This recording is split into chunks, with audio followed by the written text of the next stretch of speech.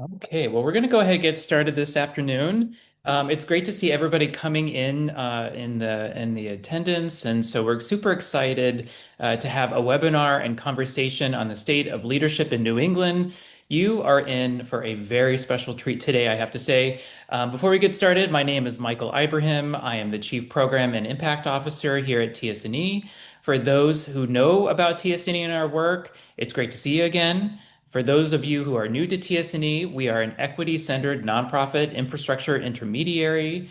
Just as roads and bridges connect communities and enable commerce, we believe nonprofit infrastructure allows organizations to operate, collaborate, develop talent, and scale their impact.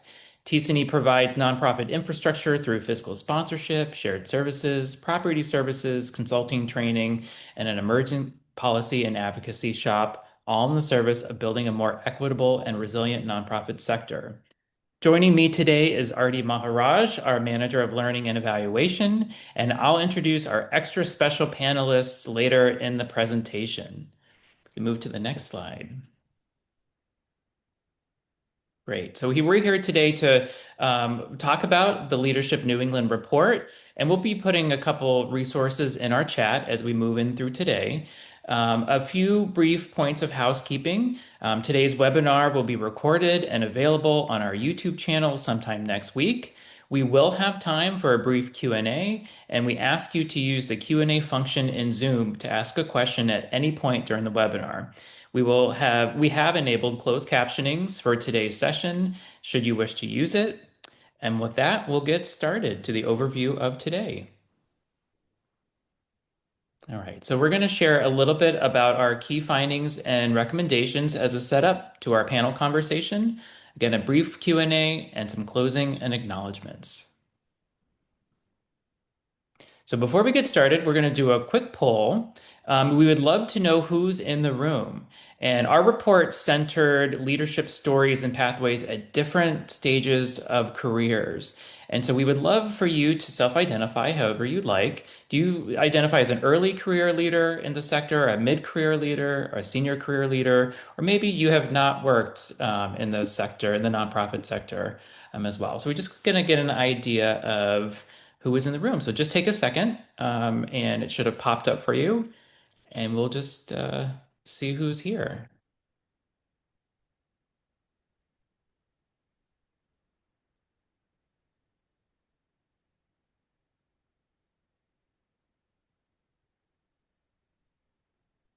All right, about 5 more seconds.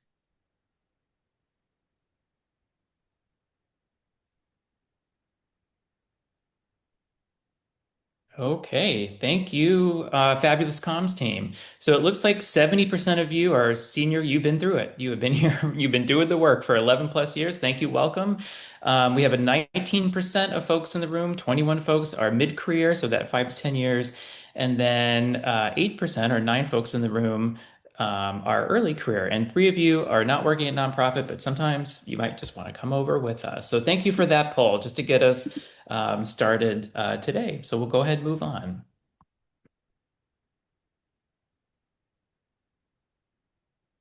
All right. We just wanted to share one background to Leadership New England. In 2014, TSNE issued the very first edition of Leadership New England. At that time, we were looking at chronic underinvestment, growing financial pressures, and wave of leadership transitions. Curious, does that sound familiar? Yes, that sounds familiar for most of us. We wanted to see how that was evolving, and wanted to see with all of the investments that had been going on since those years, what had changed, if anything. In addition, we wanted to amplify the voices of early and mid-career leaders who are often not included in leadership research. Most research is almost exclusively with senior leaders. And so this report really wanted to zoom in as we think about pathways for leadership to make sure we were talking to all people along that leadership pathway. So early and mid-career leaders became a big part of that.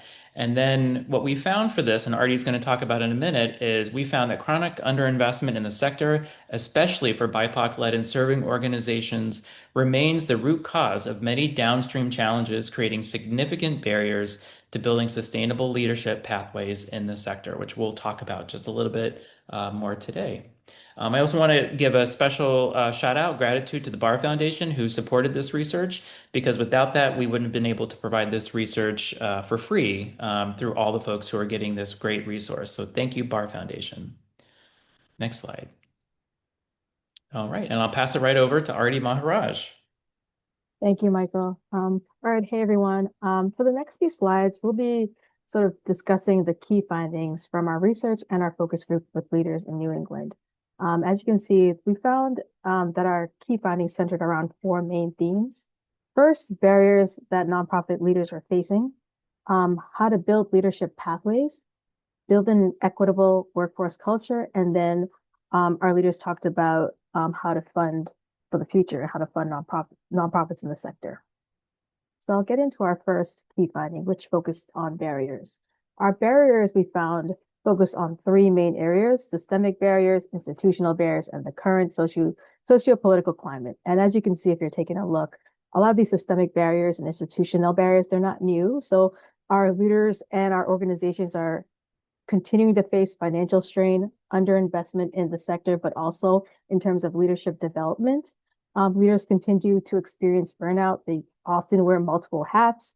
Bias against leaders of color continues to be persistent. And, currently we're facing changes in our federal policies due to the current climate, and that has led to a lot of uncertainty in the sector, as well as increased needs coming from communities with less resources from our organizations. So I thought this quote on this side, the right side, really captures some of the sentiment one of our leaders talked about, and also the impact it's having. And I'll just read it quickly. But the loss of jobs and programs, but knowing the reality of what it took to build some of these programs over the last 10 to 20 years, these programs, infrastructure, relationships, and systems, you can't just add water and bring it back, even if the situation has changed. So these are big barriers, challenges that our leaders are facing right now, and it's really making a impact. We also asked about recommendations as we sort of, how do we start mitigating, how do we continue to mitigate against these challenges? And our leaders talked about three main areas. They talked about the importance of building internal learning structures, especially those that center equity, in terms of how we do our work and how we operate. They also discussed the importance of building alliances and collaborations across our partner organizations in response to some of these current political upheavals, economic upheavals, and how to respond in a way that's supporting us in terms of policy and advocating for policy changes. And third, they talked about the importance of examining funding practices and moving more towards a collaborative model, for example, trust-based philanthropy. In terms of our second key finding, our leaders talked about building leadership pathways, and they spoke around two main areas. They talked about the importance of actively sharing power and providing access to networks with aspiring leaders. And they also highlighted the importance of building pathways for leaders of color. These two areas were ones that they thought were ones that really stood out, and that it's important to be really intentional about this. So creating organizations that support pathways for aspiring leaders of color, new leaders, in a way that nurtures and supports their growth and development. As we said in the previous slide, leaders of color also are continuing to experience bias. And so it's important that, and I think the second quote here kind of illustrates this, boards and organizations should be training themselves on what it means to onboard a BIPOC leader, availing themselves to readings, data, and put out by nonprofit organizations that study leadership, DEI, and related topics. So being really intentional about creating those pathways. And they had some ideas for that. So three that we highlight here is that it's important to continue to build access to funders and organizations that focus on training and development of our leaders, embedding leadership development in our strategic planning processes and succession planning. So it's not something that's a one-off thing. It's something that should be built into our work at our organizations. And third, it's important to make sure that our boards and our organizations and our leaders are really representative of the identities and lived experiences of the people we work with and our staff. And so making sure that we're accountable to that. Our third finding really focused on building an equitable workforce and a healthy organizational culture. In this part of our conversation with leaders, they talked about the importance of building a sense of belonging in the workplace, developing really clear internal growth pathways for aspiring leaders and for staff, and for the leaders themselves to model healthy boundaries, normalizing care, and really creating a sense of well-being at the organization. So really considering that there's a work-life balance that needs to happen. I think the second quote here also from one of our early career leaders in our focus group talked about this and said that creating a work-life balance strategy isn't something that is a nice to have, but essential for retaining me and other new leaders. So this is an important aspect of our continuing work. I know nonprofit leaders that just work, work, work, but it's important to have some of that work-life balance. It's essential, really. Um, in terms of our recommendations, they talked about it in terms of designing tiered leadership pathways across career stages. So early career stages, all the way through senior leader career stages, whether that's skill building or thinking about knowledge transfer. Developing a holistic wellness strategy that's in our policies at our organizations and how we work together. And also, again, modeling leadership, healthy leadership from the top. So normalizing that it's okay to take breaks and making sure that's within our policies as well. Finally, our leaders talked about the importance of funding, and they called on funders to really start practicing more trust-based philanthropy. There's this, the idea that funding practices have often focused on competition and a false scarcity mindset. In the quote in the first quote, a mid-career leader said really capture some of this, that we're all being pitted against each other for our limited resources. So moving away from that and more towards a supportive and collaborative relationship between funders and nonprofits. And finally, to really invest in nonprofit leadership. So that funding is super important. If we want our leaders to grow and develop, we need funding for that. In terms of the recommendations there, the big one really is increasing multi-year unrestricted and general operating support for organizations so they can do that work, so they can support their leaders and train and provide leadership development for them.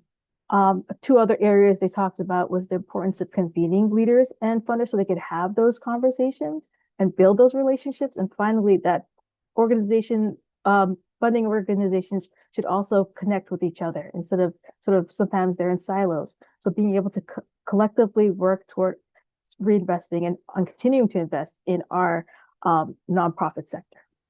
So those were the kind of main findings we had in our research. And next, I will turn it over to Michael, who will be facilitating a conversation with our wonderful panelists today. I'll turn it over to you, Michael. Thank you, Artie. And feel free to grab the links that are in the chat regarding the report if you haven't read it yet. And there's additional article in the chat on Candid that we wrote to expand this. So we try to condense as much as possible so we could give time for our wonderful panelists. And I would love to introduce our three New England-based leaders for a conversation on their perspectives on this research and what they are experiencing in their own leadership practice. So Chen is the executive director of INTEMPO, a Connecticut-based youth development organization that provides high-quality classical and intercultural music education to children predominantly from immigrant backgrounds and from communities underrepresented in the arts. Anna Krieger is the executive director of the Massachusetts Advocates for Children, whose mission is to remove barriers to educational and life opportunities for children and youth.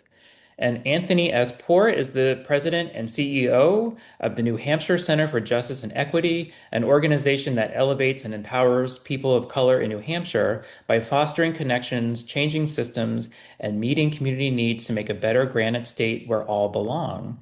So welcome, panelists. We're going to welcome you all into our space. We're going to stop the share so we can all see you all on the call. Thank you for joining us for this, the real part of our conversation here in our panel conversation. And I'll start with our very first question I'll pose out. What are some of the most important themes you want nonprofit leaders to take away from this Leadership New England report? And I'll invite anyone who wants to start.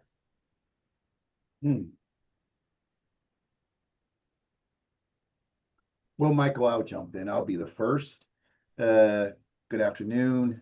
Anthony Poore here again. I want to thank TSNE for allowing us to participate in this important conversation and to be alongside Anna and Lou in this. So thank you so much for the opportunity to let you know that we are up here. For me, and I'm going to go back to this theme throughout the entirety of the conversation, But for me, one of the things I thought was absolutely critical in the report was, and I'm going to quote it here, was the importance of aligning our governance practices with stated equity values.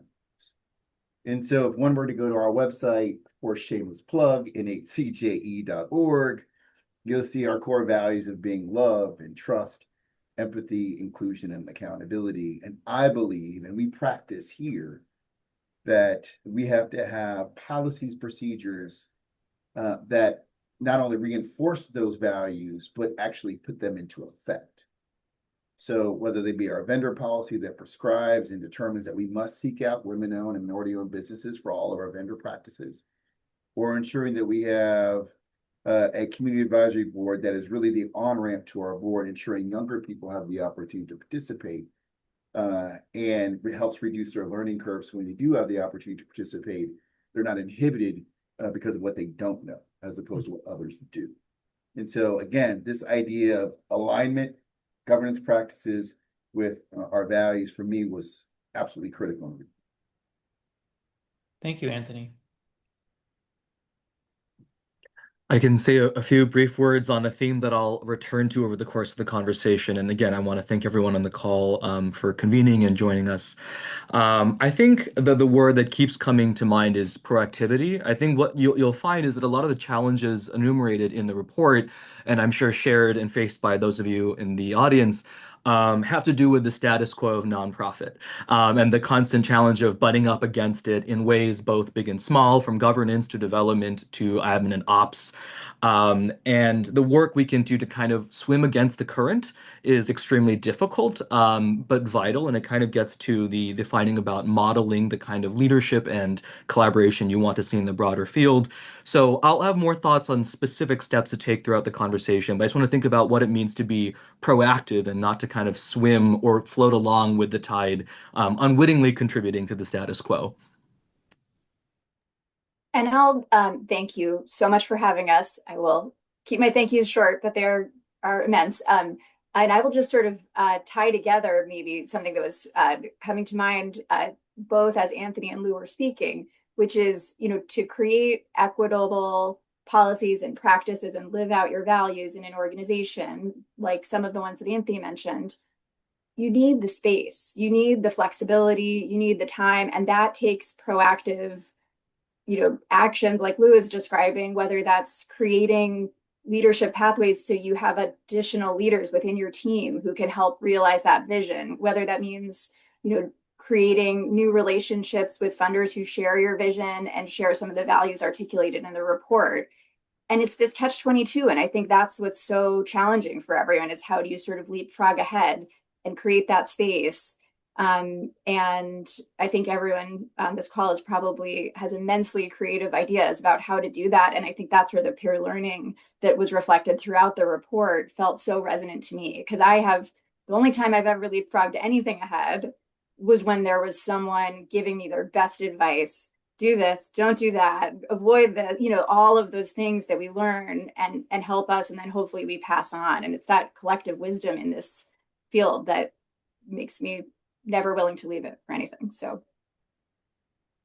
All right. Thank you all. That was a great appetizer for our conversation this afternoon through the report. So thank you all for that. I'm going to direct this to Lou. In your experience, how does experiences and challenges differ across early, mid, and senior career leaders? And what does that tell us about the sector? Yeah, I mean, I think I am firmly an early career leader. This is my first nonprofit role. I've been in it for a year and a half now.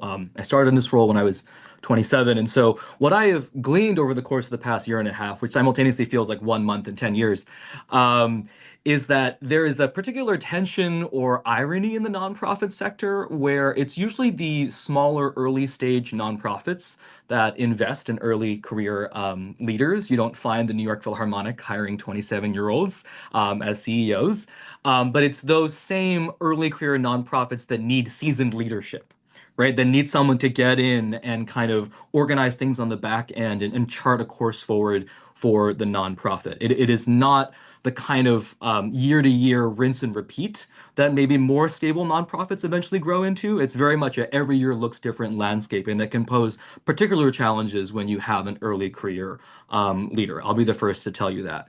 I think, what made my transition to this role so smooth, I think, relative to the experience of peers in the field, is that there was a culture of my organization of like, we're all responsible for training the CEO, the new guy on the block. I think too often boards and staffs and consulting organizations kind of take the easy way out. They say, here's a manual on how to be a good CEO. Let's send you to a 1 week camp with CEOs across the country. But what you really need to succeed is an intimate understanding of the organization in which you've been placed.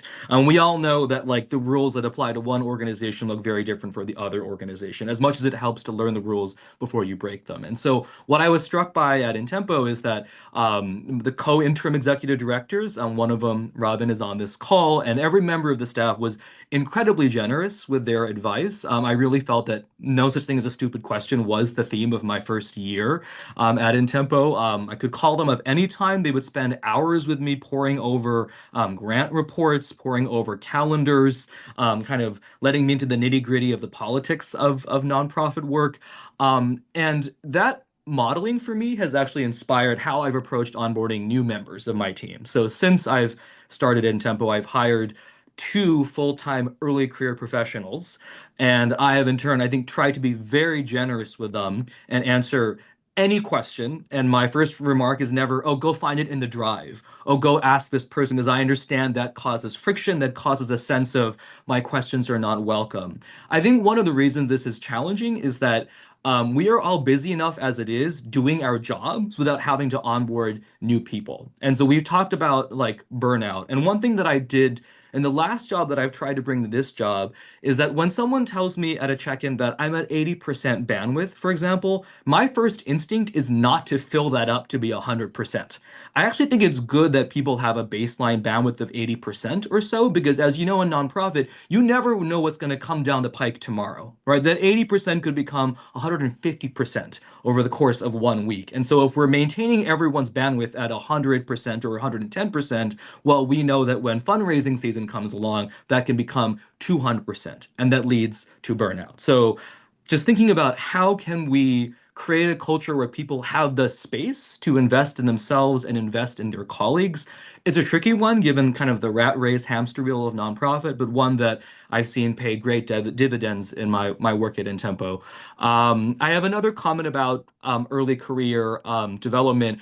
My philosophy, and this kind of also intersects with BIPOC leaders, is you can never start people too early. So our organization serves kids 4 through 17. We have high school students who comprise our emerging young leaders cohort. I am as frank with them and as open and as detailed with them about INTEMPO's direction as I am with my board.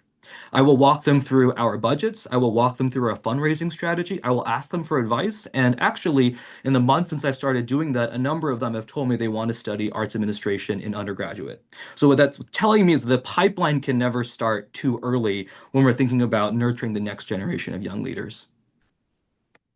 Thank you, Lou. I love that 80% threshold because as we're going to come to later today, nonprofit workers are essential workers. We are doing that work and we don't know, sometimes those values are not consistent. So be able to have some elasticity in that job description is super important as we think of ourselves and how we're going to make it through. Anthony, Anna, anything you want to add to that? Oh, I think Anthony, I think you're on mute. No, I was going to say, Anna, anything you'd like to add? I have a thought, but please. Please go ahead, Anthony. Go ahead. Well, one of the things Lou, that you said that resonated with me as I think about my experience, and I guess I fall in that bucket of seasoned leader, having done this work for some time. My brother, but I feel like I just started it yesterday. I'll be honest with you, my friend.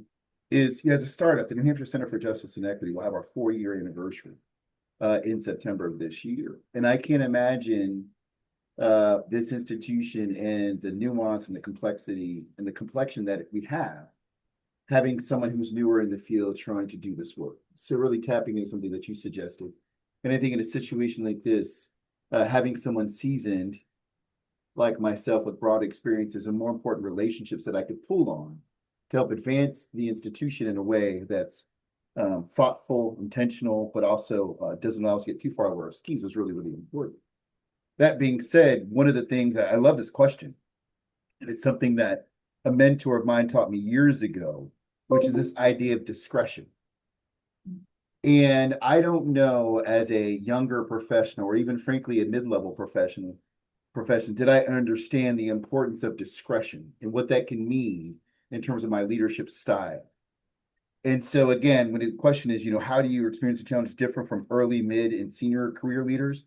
Well, now I've learned to appreciate the role that discretion can play in helping to advance the mission of the institution, in a recognition that not using discretion at times can inhibit not only creativity, but limit opportunity. And so that's something that's taken me years to really appreciate and understand over the course of my journey.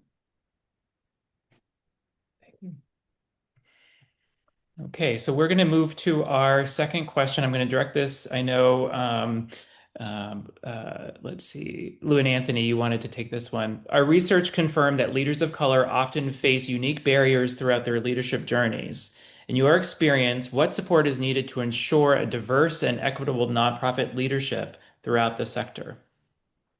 Lou, may I start on this one, if I may? So, and I think because I'm at my point in my career, in full transparency, I just celebrated my 56th birthday on June 4th. True Gemini, that is I am. And I'm at that stage in my career where I know that it's important, and this is one of the things I want to speak to here, which is it's important for me to get out of the way. Right? That is to say that, yes, experience is wonderful, but different experiences, newer lived experiences matter as much as my experience.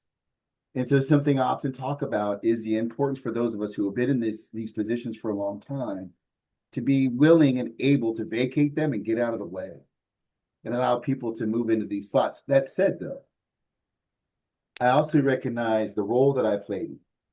In my personal life, I'm the cool uncle with tattoos because I'm not that old. In my professional life, I recognize I'm a mentor to many young professionals that we have here. For example, here at the center, we have both a high school intern program and a college intern program. We actively seek out those first generation students to come participate in this program so they can learn for us. We have a saying here inside the shop that you leave better than when you walked in the door. I recognize the role that I have to play as an older person of color living in a predominantly white environment, to be that role model and to be that beacon for hope, to say, if you see it, you can believe it. If you believe it, you can be it. And so for me, I think in this journey, right, as I look at this question, we talk about these barriers, I think it's important for me at my stage in the career to be willing to dissuade my ego, get out of the way, and at the same time, not only for me, seek out mentors, allies, and co-conspirators who look like me, but be that to those who are coming up in the field current. Luke. No, I think, what Anthony has mentioned is something that I've experienced, over the course of what has been a very interesting relationship to, my status as a person of color. So some background is I'm Chinese and Korean. I grew up in a predominantly Hispanic community, went to college, studied music. As you know, music performance is predominated by Asians, and then now find myself in the nonprofit world where there are not many of us. And what I have found kind of through my experience as a leader of color and nonprofit are the ways in which I think unwittingly the status quo is stacked against leaders of color in some really fundamental ways. So I'll give you an example. I think most CEOs, our main charge is to go fundraise, right? Like, people can pretend otherwise, but our job is to raise the money. So, where is wealth concentrated in America? It's not in communities of color, right? So oftentimes boards and search committees, whether they realize it or not, they're looking for a very specific kind of nonprofit leader who can speak to these communities in a way that they understand. And sometimes that comes at a loss of the leader's ability to speak to the communities they serve. So I'll give you an example. I recently spoke to a college student who told me that their university president is really good at raising money, but the students hate them.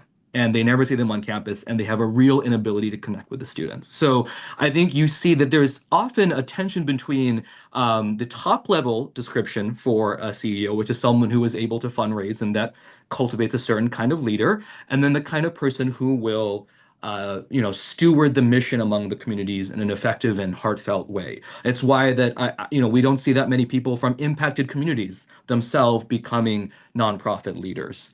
And I've seen this, in conversations with fellow leaders of color, that it's harder for them to break into certain networks because board members, I don't say so explicitly, but they don't feel comfortable introducing them because of a perceived personality or cultural difference, which are just euphemisms. And so what I have found is that there are really kind of two solutions, both imperfect slash implausible to this challenge. One is to kind of solve the wealth distribution issue in America, which sharper and more powerful minds than I can talk about, and that's a very intractable issue, and I don't think it's going to change anytime soon, right? So the realist in me is like, okay, given that, wealth in America and donors have a very specific profile, what can we do to nurture and educate leaders of color to kind of be more effective in those spaces? And I think that's a challenging thing. I think the word that I use a lot is code switching.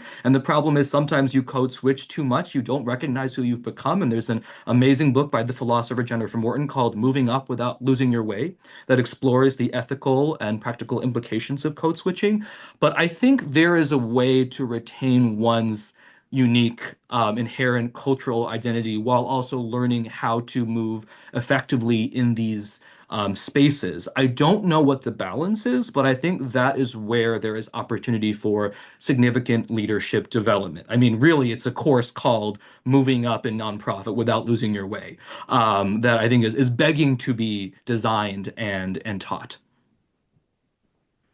Thank you, Lou. Thank you, Anthony. And I'll just connect this to the research also, what you were talking about in your responses, both from the mid-career perspective of wanting the senior career folks to transfer that knowledge and step out of the way, ready to come into it. That came out quite a bit in our conversations with mid-career leaders. And then the friction point with our senior career leaders of not having personal finance in place to be able to make that decision and holding on through that. So that was a theme that came out through our research. And then Lou, to your point as well, I think as you talk about code switching, that also came up particularly in our early career leaders when they were prevented from having those meetings with board members or those institutional donors and being put on a different performance review process before they were able to be before they built the trust with their boards. It was the gatekeeping that was done with the board in order to introduce them to their relationships. It was a very different standard than historically white leaders, and so that also came out through the research, particularly in that early career space. So thank you both for contributing to that. Our next question, and I'm going to direct this to Anthony and Anna here. How can organizations intentionally build leadership pathways that advance equity and inclusion at all levels? Now I'm saying if we did this alphabetically, you have to go first. Just barely, but happily. Sure. I mean, I think we planned this well with Michael because this dovetails perfectly off of what Lou was just talking about, and what I was thinking as I'm listening to your reflections is, the particular sort of responsibility of white leaders of nonprofits. Like, I am a white woman, I'm a white disabled woman, to take the power that you have to create these pathways, to invest in meaningful leadership across your organization or outside of your organization. That can look all different kinds of way, whether that's a mentorship, and within your own organization, what we've focused on at Mass Advocates for Children is, as part of our race equity work, one of the first things that I prioritized was working on our compensation so that we could attract and retain and equitably pay, in competition with the market, the staff we need to do our work. And our work is race equity work, so we have to have that commitment. And similarly, to create pathways for leadership, create opportunities for leadership internally within the structure that we have, and to really examine why we have a structure the way that we have. Is it driven by history, by tradition, by funding, by programs, or by community need? And so asking those questions and being brave about asking those questions, I think, is really, you can be curious and get all the information, then do nothing about it, but you have to be able and willing to do both and to give up something in the process. And I think that's the challenge you can sort of set for yourself in these kind of roles. And I think they require it requires a lot of humility and sort of ability to really listen and really try to understand. And I think that can be, I will just reflect on one other piece. So for me, I came into my organization not internally, but from outside, from another set of organizations. And so I really had a gift, which was to get to see everything fresh when I came in. And that really, I think, was a helpful thing. And I think you can get versions of that in lots of different contexts. So it doesn't just have to be in those circumstances. But I think whenever you have an opportunity to look at something fresh and think about it, those are the chances you can use to identify those kind of pathways. And so I do think I have more thoughts on that, and we'll get to some of them. So that's just to reinforce a couple things Anna said. Number one, I use the term discretion before. I think this is an area in particular where the use of one's discretion, particularly those who are in leadership positions, matters. And a perfect example of that is, we've all been in situations professionally where we've worked for institutions. Say, for example, you have a board meeting, and those board meetings, none of the staff will participate, right? No junior staff, maybe senior staff, no junior.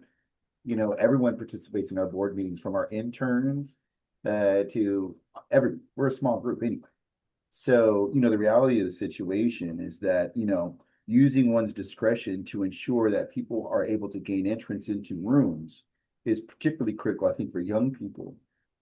If nothing else, to be a fly on the wall and understand the language, and so they can begin to decipher, their place in this larger wheel, if you will, or be accustomed to language, and so they don't have to necessarily translate, things that you learn over time that I think are absolutely critical in this work. The other thing, and I agree with you 1000%. We are called the New Hampshire Center for Justice and Equity, and we believe that paying a living wage, a fully benefited wage, with a very favorable benefits package, retirement, matches, all those things matter in terms of, really helping to advance equity, financial equity, and inclusion into the broader economy. And so related to that, as a small shop, relatively flat institution, but really understanding what are the issues where an individual might want to advance their own training and development, and being able to invest in that, I think, is absolutely critical. And lastly, I cited earlier this idea of creating structures, and I oftentimes will say this: if budgets are a reflection of your moral compass, so are your policies and practices and procedures and structures. And so creating on-ramps for younger people who are engaged in this work to will come into the institution is absolutely critical to this work. And those barriers to entry should be as low as possible. In fact, they should be below 1.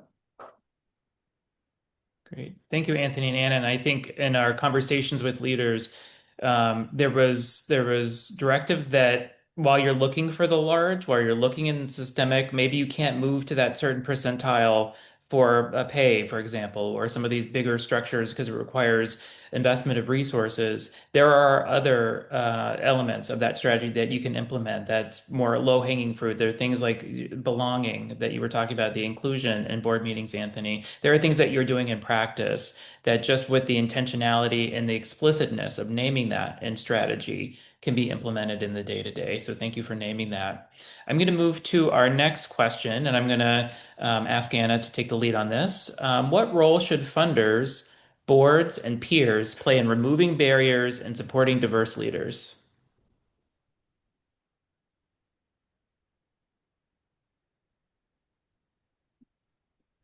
Couldn't unmute. I was trying. I almost You're gave all up. good. You're all good.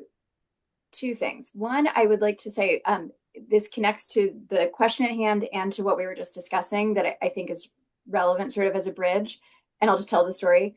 I had been at my organization for a month or so, and I had my first board meeting coming up, and I had identified this pay issue that I just spoke about as an issue. And I went to the board and I asked them if we could have, I recommended that we do a 4-day work week, which is 80% pay, 100% pay for 80% time for 100% productivity. Because I felt that it was the only way to Michael's point in your reflection about you might not have the resources, because I didn't at the time have the resources to address the pay issue. But I did have time, and I did feel that it was an equity issue and that I could move towards the more sustainable kind of future we wanted. And because we have a board that reflects our community, we have former clients on our board. We have, I won't go into all the details, but we have a lot of reflection of the community. We serve a lot of diversity in terms of disability, race, gender, and work background, professional background. I couldn't have predicted how well this conversation went. It was every single board member had a different, people who are partners at large law firms to professors in at academic institutions. Each of them had a different reason why this was the right thing to do. And it has been a wild success. Like, it was understandably, the staff was incredibly excited about it, a little bit nervous about what it would mean for our productivity. It has just meant we are much more efficient with our time, and we get the same amount done, and we have this space for people to rejuvenate, to recharge. It helps with our recruiting. I could go on and on about this, but I do think that that change was a critical change for our organization at that time. And I just highlight it because it relates to the previous question, but I also think it shows the role and the value of a board that understands the organization, understands the need. And I didn't have to convince them that this was an equity issue, that that I couldn't address the compensation immediately, but that was urgent. All of these things, they saw those as barriers to our success, and they supported without question, this pretty wild thing with someone they really didn't know that well, because I had just started. So I'll stop there on that piece. And I just wanted to add, sort of one of the important things that I think we have to share at Mass Advocates for Children is we've done a lot of work to support our community board members who are former clients or disabled leaders in the community.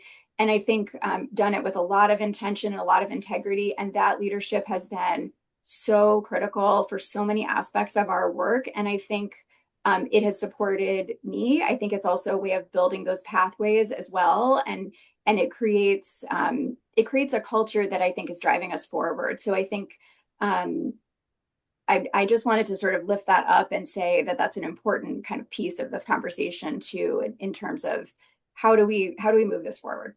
Yeah. And I think we could do a whole webinar on how we do that, what you just did. I think based on the emojis that I just saw come across the screen, I think that's a huge area of interest. So we may be knocking on your door a little bit to share a little bit more on that. I'll present our final question, and this is an opportunity. If you haven't asked a question in the Q&A, this is a good opportunity to do that, because this is our final question to the panelists, and then we'll move into answering maybe a few questions as time allows. So we'll go around and hear from everybody. From your perspective, what is one critical action nonprofit leaders can take to strengthen equity-focused leadership today? It's a big question, so we appreciate your response to it. So whoever would like to start. I'll start only because I began with this comment, which was the idea that aligning your governance practices, your policies, your procedures to your organizational, institutional values is going to be absolutely critical. If in fact we're going to advance this work, to not do that, it would be foolish and foolhardy. And so again, I just want to go back to what I said before, and it's not as simple as practicing what you preach, because this is very hard to do. As an example, just, how do I put this in respectful, allowing folks to recognize that New Hampshire is not just a lily white state, and that we as people of color do exist, is absolutely critical. And having institutions who can continue to lift up our community is critical, but at the same time, we have to understand that I believe that we're judged by a different yardstick. We can't afford to fail, because if we do, as a Black-led institution and a majority white state, then it'll be much more harder for an organization to come after us if you were not to be successful. So the burdens and the pressure not to fail is critical. And in order for us to do that, we have to ensure that our policies, our procedures, and our governance structures align with our values if we're to be successful over the long term.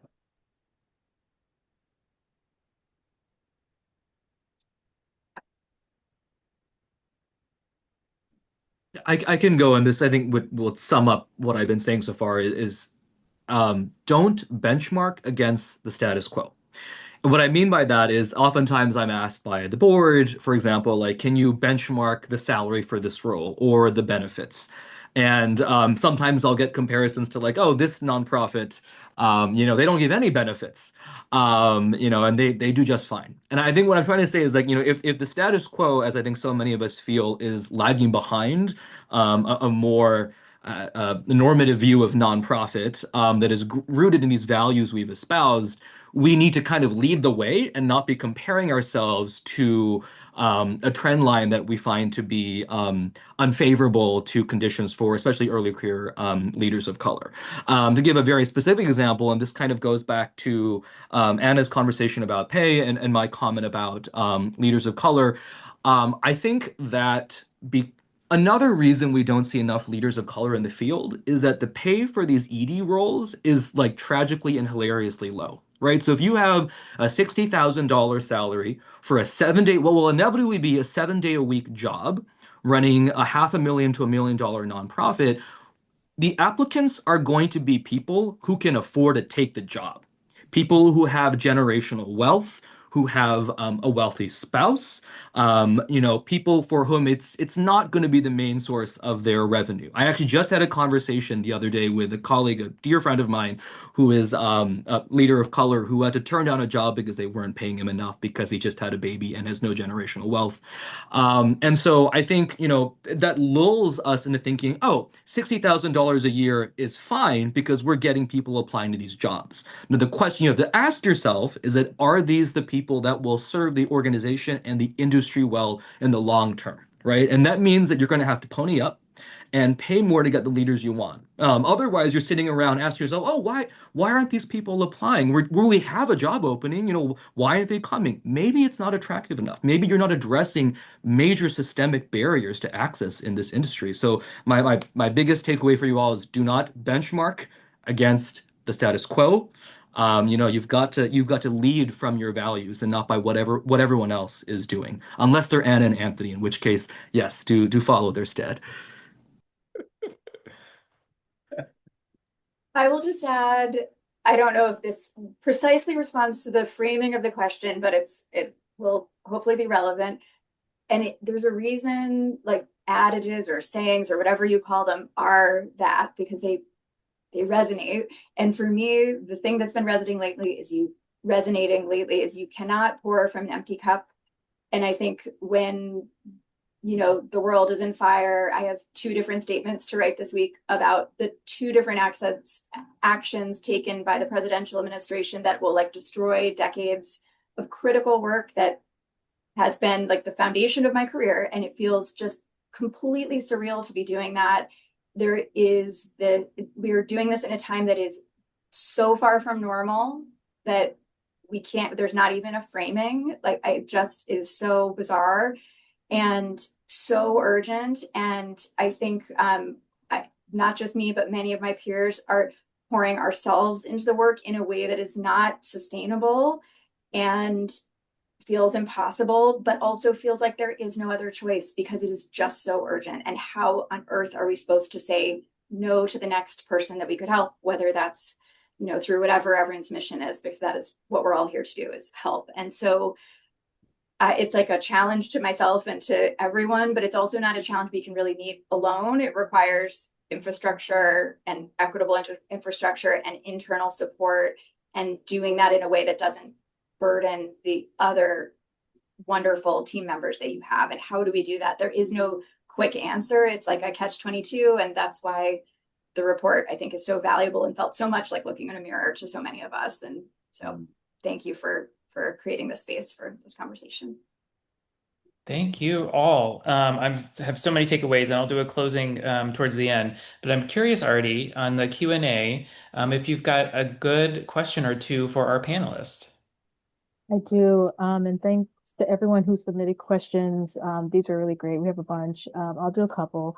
The first one is for our panelists, and it asks, what kind of training, if any, did you receive prior to assuming formal leadership? What kind of PD coaching did you receive in the first year? What gaps exist for leadership success, and how should boards and others address those gaps? So a couple of things in there around leadership and pathways. Well, as the senior person on this call, senior panelist, uh, I received none. I can remember the first time I was thrust into a leadership position, maybe 2 years out of college tops, and I had no idea what I was doing. I had limited support, if any, Mhm. and I had no mentor. So as you can imagine, I made a ton of mistakes, and frankly, I'm a human being. I continue to make mistakes every single day. That's who I am. That's who we are. But but over time, I've been able to recognize patterns earlier that have allowed me to avoid those mistakes. So, in my leadership journey, as I started my first leadership role, I had zero support, um, and was just assumed that I would figure it out, and I failed miserably. So I hope my experience is not indicative of those young professionals like Lou and like Anna today, who I hope and pray are getting some support in this space, uh, as opposed to what I didn't receive 25, 30 years ago.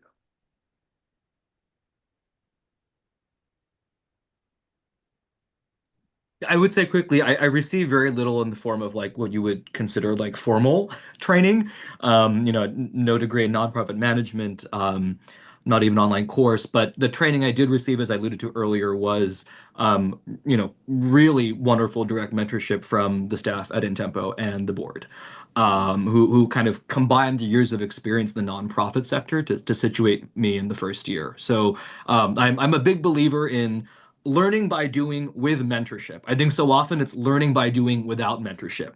And that can lead to kind of, I think, Anthony's experience of feeling kind of a little abandoned in the water. But I think we all need a life vest. And in my case, the life vest was the staff on the board. And I would say for me, probably somewhere in between. I had I will be candid, but that's what we're here to do is be candid. So I received in my employment agreement, I received the support of some coaching, which I did not do right away, in part because I wanted to raise the money for it, which I recognize in retrospect. I just was so aware of every dollar when I started. And so I did raise the money to cover the coaching through a generous foundation, and then subsequently got it, and it has been very helpful.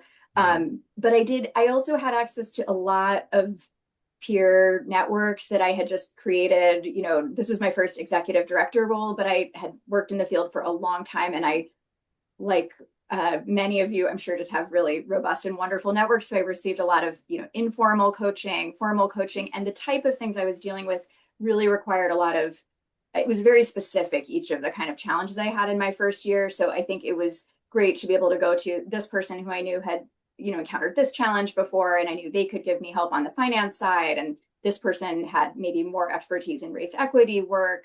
And so I would sort of like cobble together my own support network. So I did feel very supported. And I also always felt like if there was a gap that I had, my board would have 100% supported what I needed. So I think part of the challenge for me, and I think this has to do with being a woman, it has to do with my disability, it has to do with all those identities. The lesson I learned was like, I absolutely should have and wish I had sort of spoken up more quickly about what I needed. And even though I had no signal from the board saying we wouldn't support this, I think it's really hard when you're navigating and positioning yourself. And even if it's just very subconscious, it can be hard to ask for what you need, for many, many reasons. So,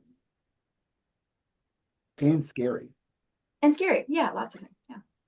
Yeah, and I think the intentional design of those networks and communities of practice of leaders are really important. So as we keep talking about how we resource that and having conversations with funders in order to create those opportunities, that will be a drumbeat that we keep on going. Artie, is there any short question that we might be able to wrap up in?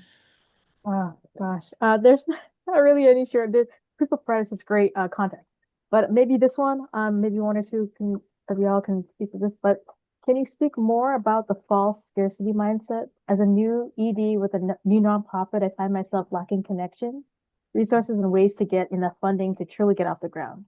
I know the mindset is false, and the reality is that funds are available. But what's very real in my experience is the lack of opportunities to have conversations with folks who have the power to take us to the next level, let alone having opportunities to practice, make mistakes, and learn. So I think y'all speak to some of this, but if there's any other additional thoughts around this false scarcity mindset, and some of that. I guess I would just say I don't know that I have the deepest reflection on this, but my first instinct in reading and hearing what you're saying is that my own experience has been that if paying that if I act out in the way that I wish to others to treat me, and I like offer generously my connections, which I have the strong sense that this person is doing already, but I do find that like over time that comes back in all different ways you could never expect. And so and sometimes it can be that like one critical person, you know, and sort of helping to figure out who that one person is. And you might not even know that they're sort of seeing you in that light. That's happened to me, where some of the most important mentors I've had are people who I didn't seek out or cultivate or think was even, I just was interacting with the world the way I do, and sharing our work the way I do. And then people came to me, and it's a long, those relationships take time to build, and they can sort of play out over the course of time. So I don't know that I have a secret answer, but hopefully some of those thoughts are helpful grounding. Hmm. Lou or Anthony, any final words on this one? Lou, you can go. You go, sir. I've spoken too I, much. and I how much time do we have? I think a couple of thoughts. So, the false scarcity mindset is challenging because like there is scarcity, right? There is, for example, less money out there than there was a year ago because the federal government is not dispersing as much money, right? So I think we have to acknowledge that scarcity is real. Is it as scarce though as we are led to believe? I don't think so. From my own personal experience, some of the biggest donors we've onboarded in the past year are people who already give generously to other nonprofits. And so what that tells me is that like people are willing to give to more than nonprofit very generously. And it's not kind of the dog eat dog world that it's so often made out to be. I guess more like specific advice, and this might be too granular for this call, but you mentioned kind of struggling to make connections people with people who might be interested in funding what sounds like an early career startup. I've found, as with all things, to go to the people. And I found this accidentally. So what I found is that I am a big fan of concerts. I'm always going to some concert or other, and I have accidentally found supporters that way. These are people who love music, who have the resources to go to concerts, and strucken up friendships that have led without my intention to pretty significant donations. And so I would say, like, I don't know much about your nonprofit, but I think in lieu of, waiting for someone to make an introduction for you, if you're able to isolate kind of the ideal donor, like someone who cares about this, that, and the other, and then kind of go to places where you're likely to network with them and strike up a friendship that might eventually lead to support, that is something that, again, I kind of figured out by mistake, but I'm realizing is a good shortcut when you're at a loss for getting introductions made on your behalf. Hmm. All right, Lou, thank you. Thank you, everybody, for being on the call. We're at time, so I'm going to have to pull us together. I just wanted to say thank you, Lou, Anna, and Anthony, for sharing your words of wisdom, deeply personal experiences with all of us. This conversation has felt both new and familiar at the same time, and that's a result of us in this work. And so you've validated much of what we have experienced, and made us feel closer as a community. As we close today, I hope everyone on the call can take away one piece of information and action item while wondering on how we might move this forward. Nonprofit workers are essential workers, and it's important that we continue to tell that story. You all will receive a little survey that we'll send out. We would love to hear a little bit about how you came to us and anything else that we might improve in our work. I just want to say thank you for everybody for joining this really important conversation. Access the report, reach out to myself or Artie. Here's your poll. And I wish you all a restorative summer. Thank you again to our panelists, and be in touch for more information coming from TSNE. Thank you so much, everybody. Have a great rest of your day.